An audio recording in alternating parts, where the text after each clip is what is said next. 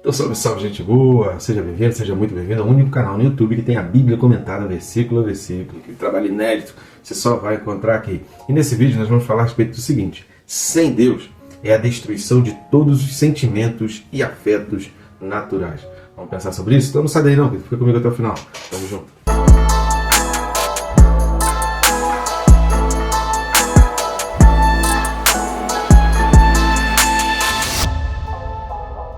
Antes de mais nada, inscreva-se aí no canal, né? Rápido e fácil, vai clicar no botão aí que está aí embaixo, inscrever, e pronto, já vai estar inscrito. Eu recomendo ainda clicar no sininho. Por quê? Você clica no sininho, marca a opção todas, além de ser notificada cada novidade que é colocada aqui no canal, cada vídeo novo, ficar por dentro de todos os livros, todas as sequências, e você aprender realmente muito mais, a notificação vai te lembrar que você precisa estudar a palavra de Deus. Sem pão do céu, não tem pão da terra. Então, antes de comer qualquer coisa no seu dia, o melhor horário para a gente meditar na palavra, para a gente fazer o nosso tempo com Deus, para a gente conversar com o Senhor, é pela manhã. Dizer um bom dia, Espírito Santo. Já fez isso hoje? Então faça isso aí para você ver a diferença que vai começar a acontecer ao longo do seu dia, tá certo? Vamos lá? A gente vai ler os versículos 30 e 31.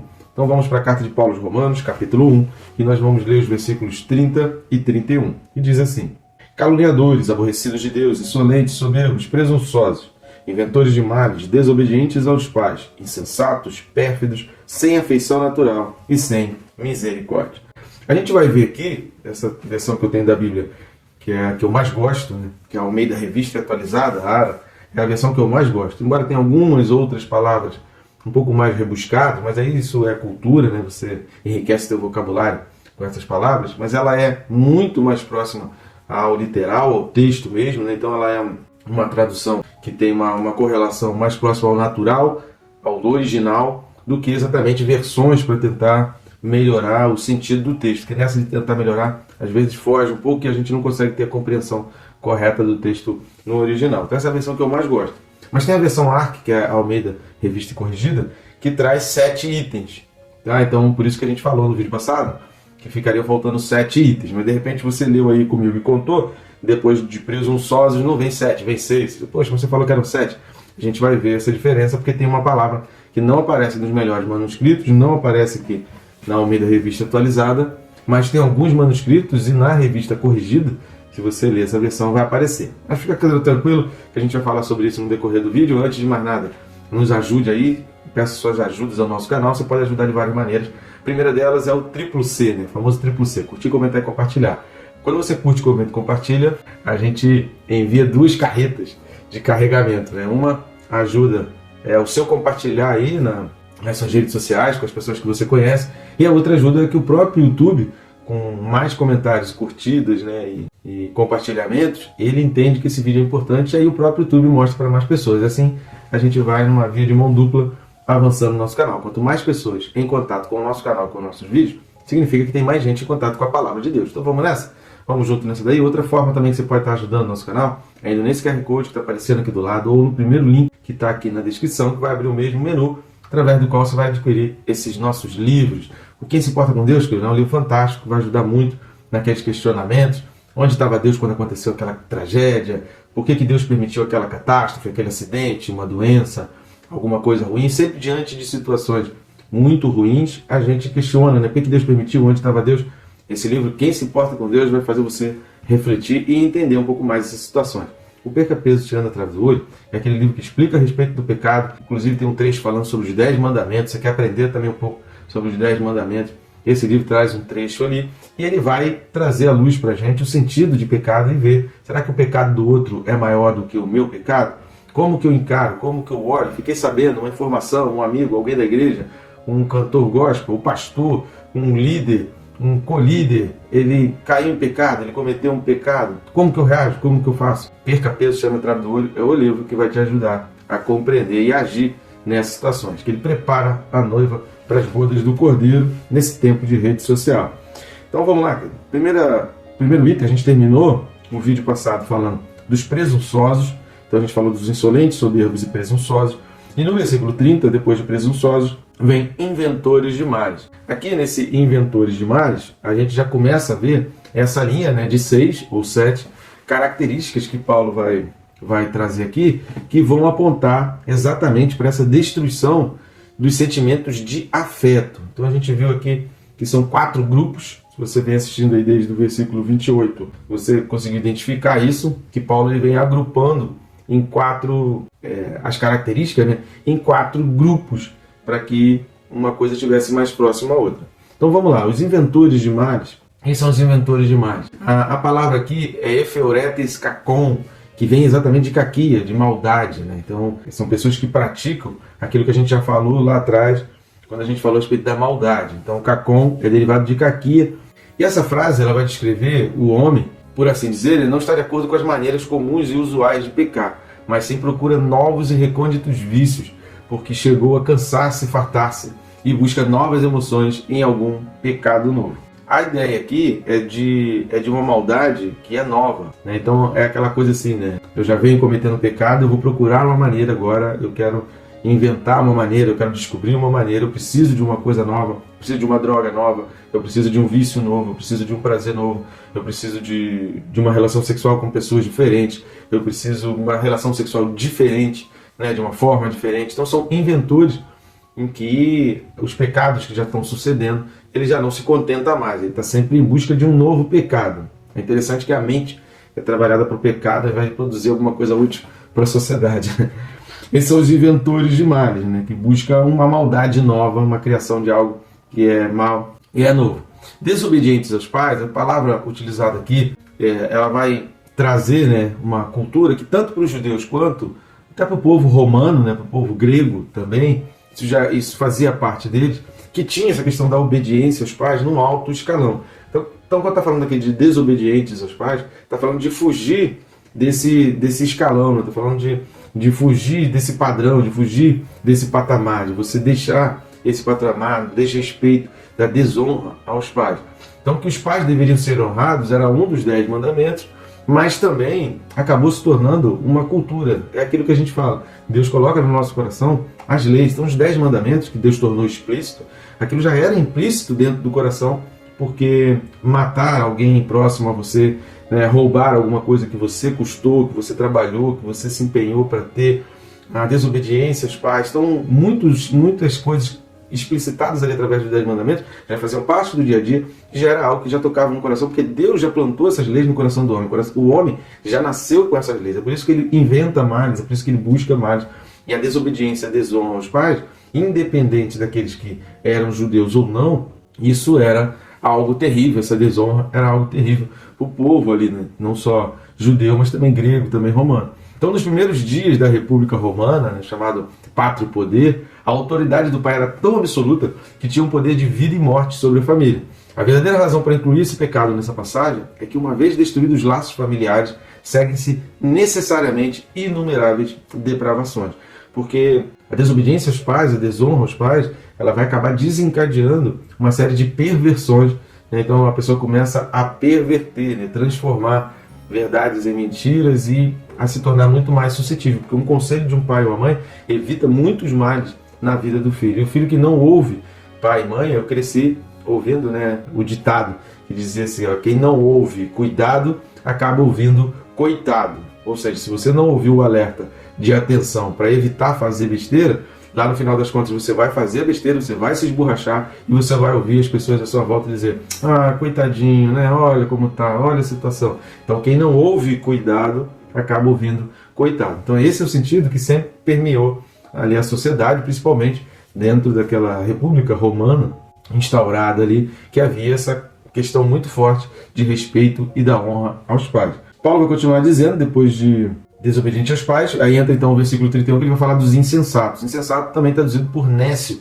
A palavra grega é asinetos. Esse termo ele vai descrever o homem tolo, aquele que é incapaz de aprender a lição da experiência, aquele que é culpado de incrível sandice, o homem que não quer usar a mente e o cérebro que Deus lhe deu. Então, o nécio, o insensato, já viu aquela coisa assim? Pois você descobriu, você leu, você acompanhou, tem alguém perto de você que já cometeu um erro, que já fez alguma coisa, que já teve graves consequências, que já pagou um preço muito alto por cometer um erro.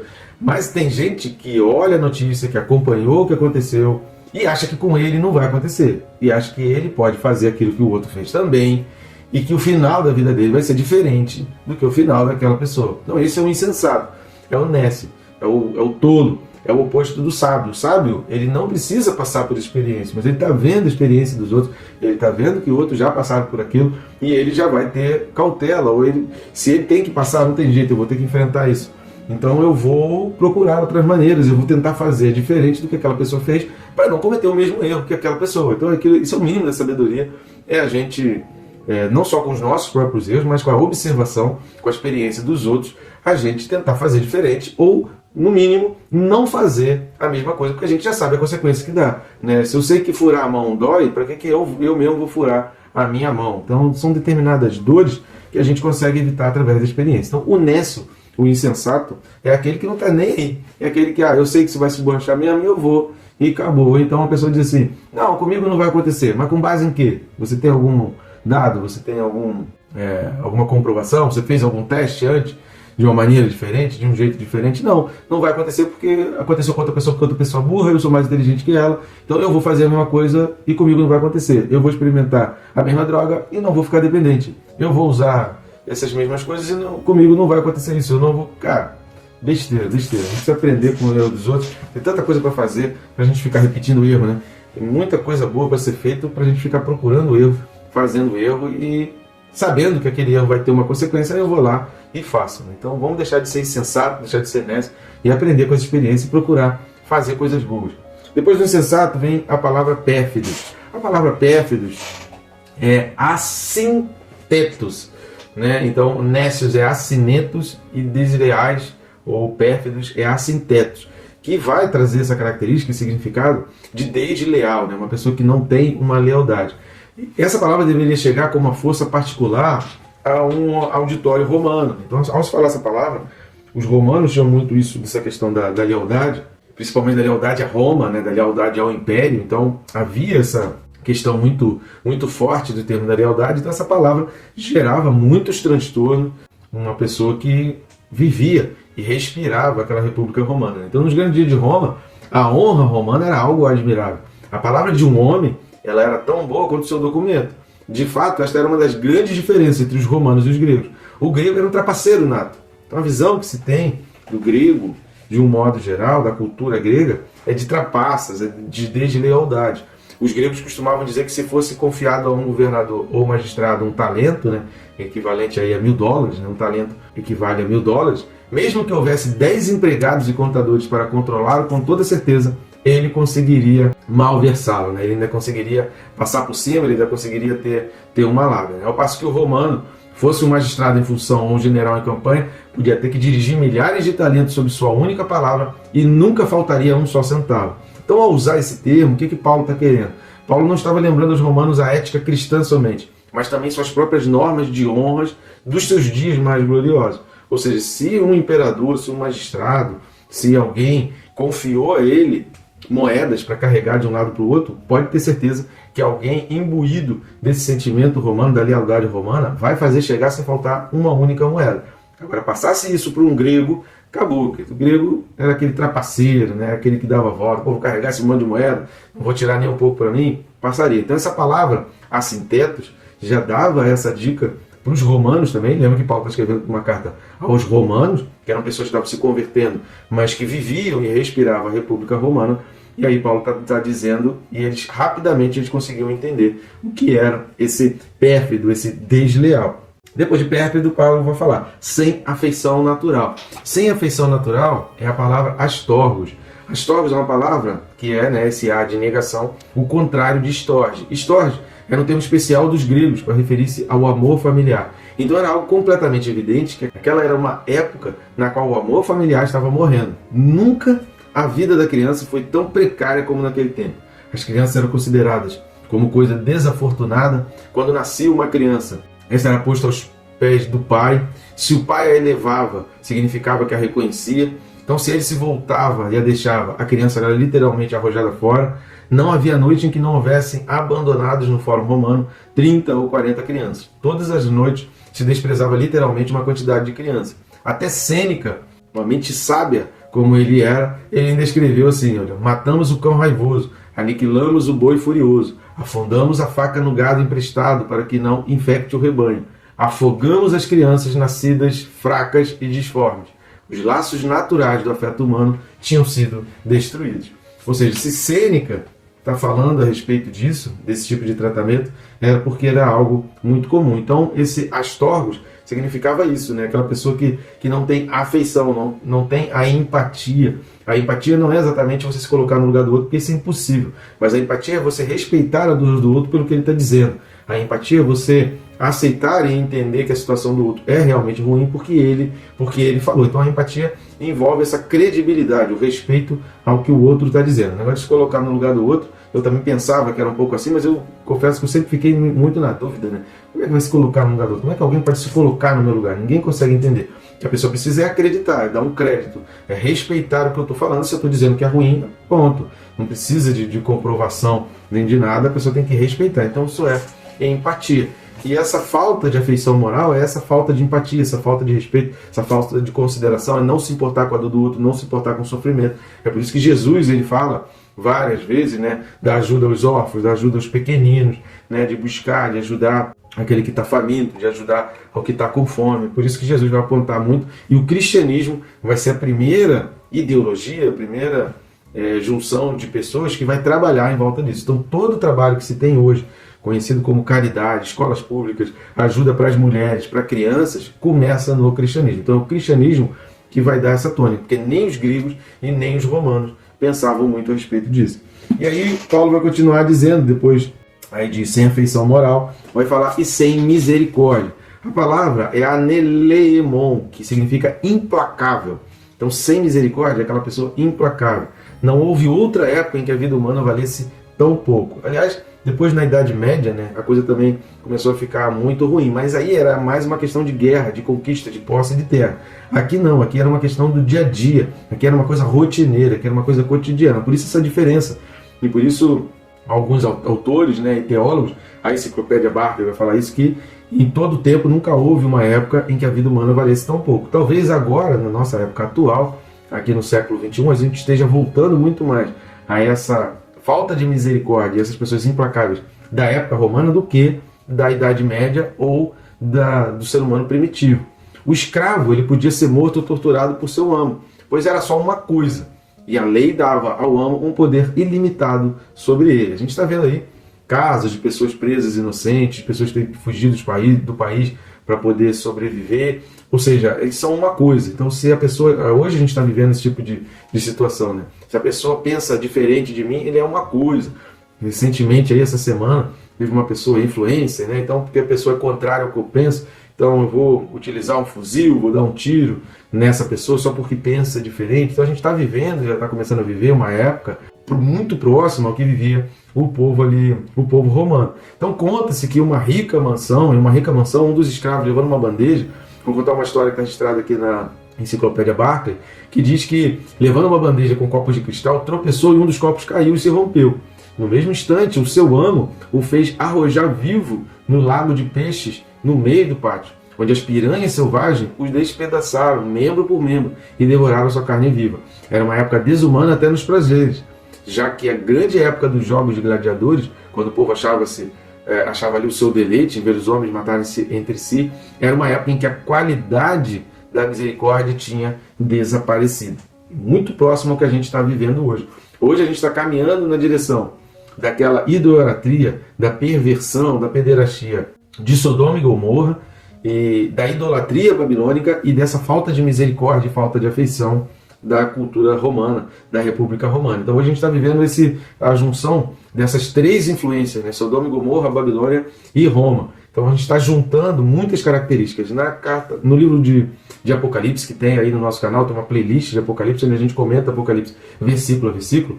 E se você acompanhar ali a partir do capítulo 10 de Apocalipse, a gente fala muito a respeito disso. Você vai procurar ali pela palavra Babilônia, você vai ver ali falando 666, você vai ver a gente mencionando e comentando a respeito desse fato. Vale a pena você entrar lá para conferir isso, porque é uma época que a gente está vivendo, caminhando nessa direção. E aí eu falei que aqui a gente termina a sexta, que é a 22ª, né, característica mencionada por Paulo aí, entre os versículos 29 e 31. Paulo fala 22 características, mas em alguns manuscritos era encontrada a palavra irreconciliáveis. Então, se você tem uma Bíblia aí, que é Almeida Revista e Corrigida, né, ARC, uma versão ARC, você vai encontrar essa palavra irreconciliáveis aí. É uma palavra que não aparece nos melhores manuscritos, provavelmente no original não fazia parte, mas eu vou falar aqui apenas porque talvez você esteja lendo aí, você vai falar assim, poxa, mas na minha Bíblia tem essa palavra aqui. Como aqui é um estudo, então eu vou colocar, e essa palavra irreconciliáveis, que aparece só em alguns manuscritos, é o grego aspondous. Não vai aparecer nos melhores manuscritos, mas tem muito a ver também com essa falta de misericórdia, com esse ser implacável. Então, irreconciliáveis seria como se Paulo realmente estivesse colocando aqui que todas as pessoas com essas características, elas acabam tomando um rumo, tomando uma direção que vai ficando praticamente impossível elas se reconciliarem com Deus. Só mesmo um ato de misericórdia ou um milagre para uma pessoa que possui a maioria dessas características, dessas 22 características que nós falamos aqui,